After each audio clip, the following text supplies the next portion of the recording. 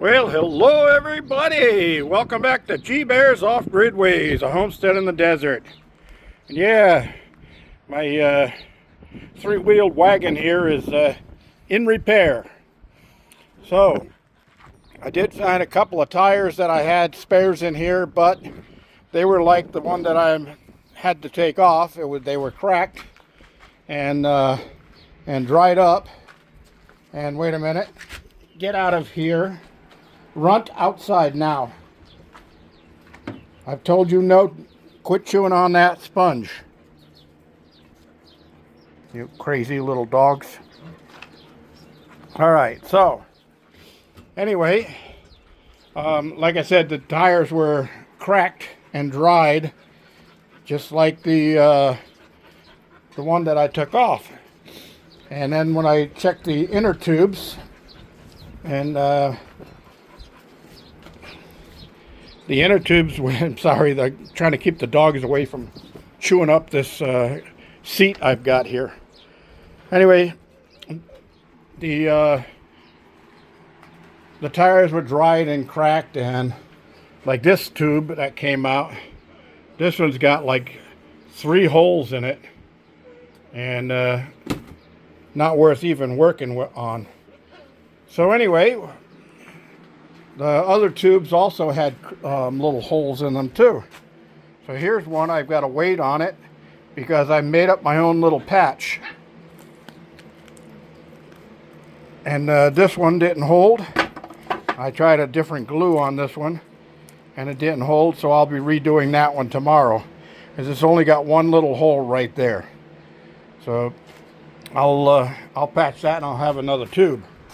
Now this is the tube that I'm pretty got a little faith in it, and you can see where I glued the patch on there.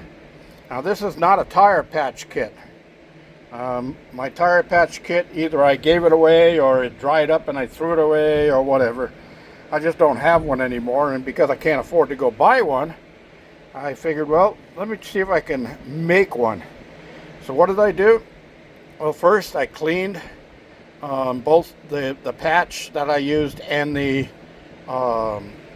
inner tube where the hole was. Then I used Flex Seal liquid.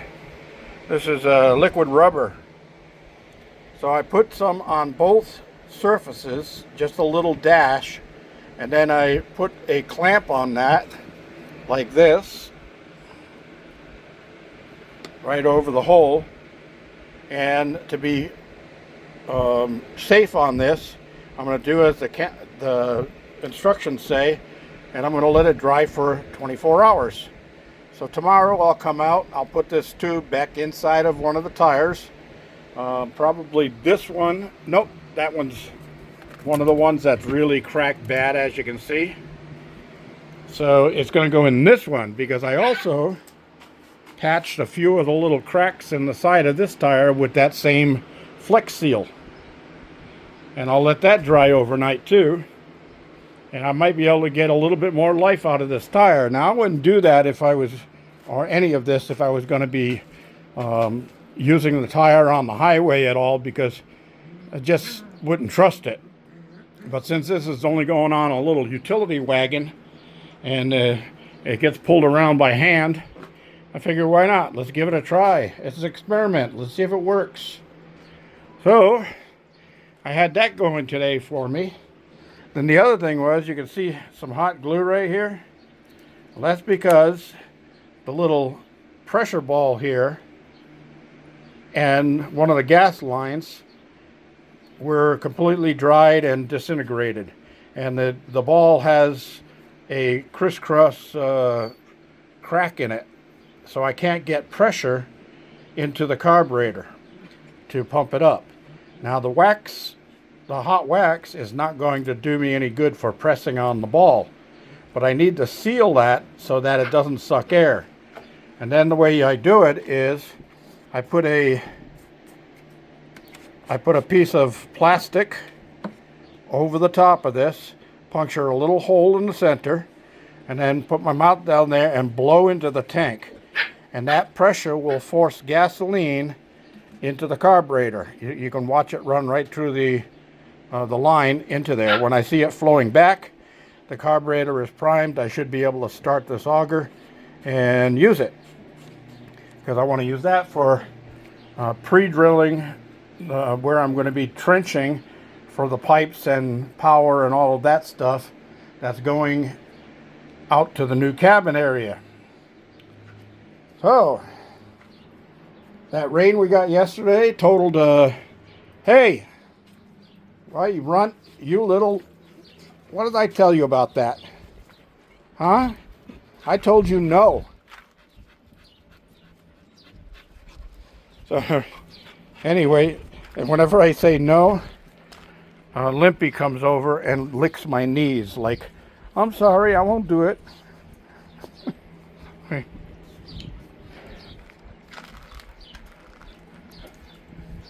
Little crazy little dogs. They've been having their fun out here. They all got a good bath yesterday playing in the rain. And I gotta give you a little whack. No. You gotta let dogs know that you are the alpha and you are in charge. Otherwise they'll keep trying to get away with stuff. Anyway, that's all I really have for today. I got a few things I got to do tomorrow, and then I'll come back here and see if I can get this tire together and get some more blocks moved from where I had them stored up here to where the cabin is going, and finish my perimeter.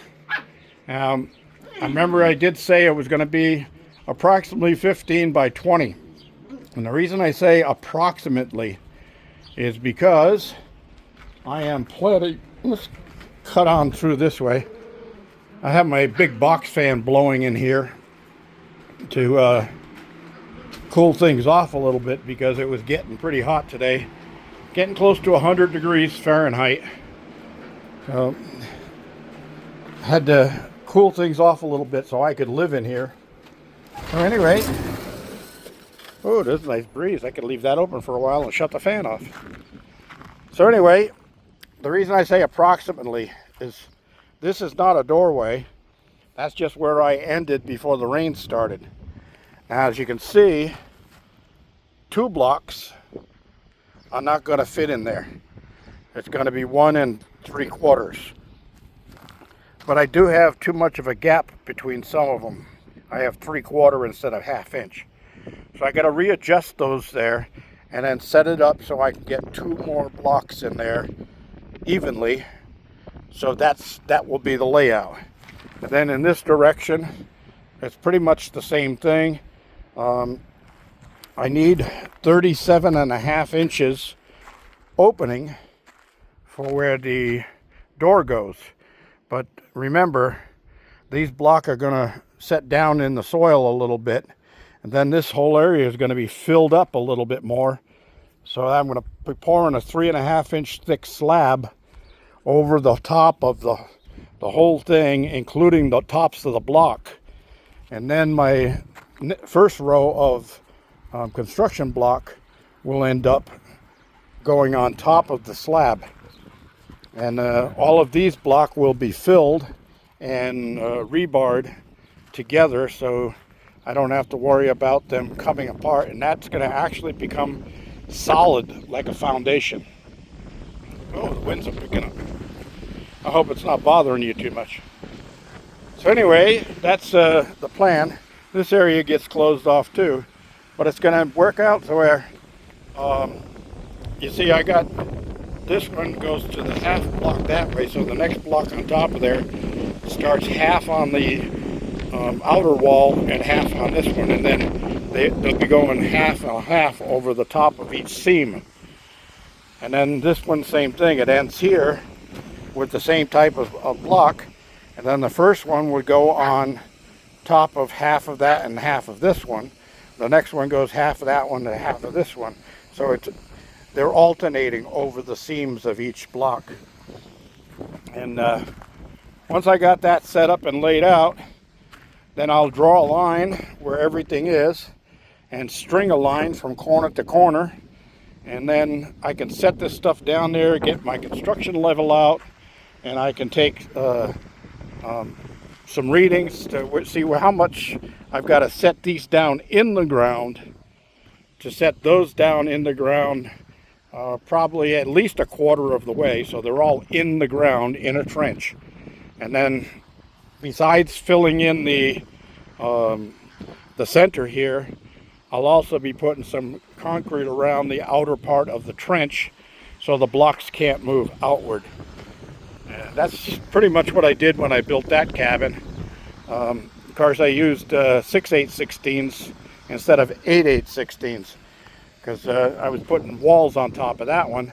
But here I'm going to be just going all the way up with block and get a nice solid unit here. I had somebody laugh about a bait and switch that I said, yeah, I'm teasing everybody. I'm going to put a guest cabin up and then move in it myself. Well, I did say, and if you go back and look at the video, I did say when the guest cabin is no longer needed to be a guest cabin, I'm not going to just build it and then switch and move into it. It'll be, I'm going to get you, little runt. You apparently don't want to listen to the word no, do you? That's right. You run, get out of here. Crazy dogs. Yeah, you gotta laugh sometimes. They just like little kids try to get away with something when you're not looking. All right, doggy daddy, it's time to close this video off. Thank you for joining me. This is G Bear signing off.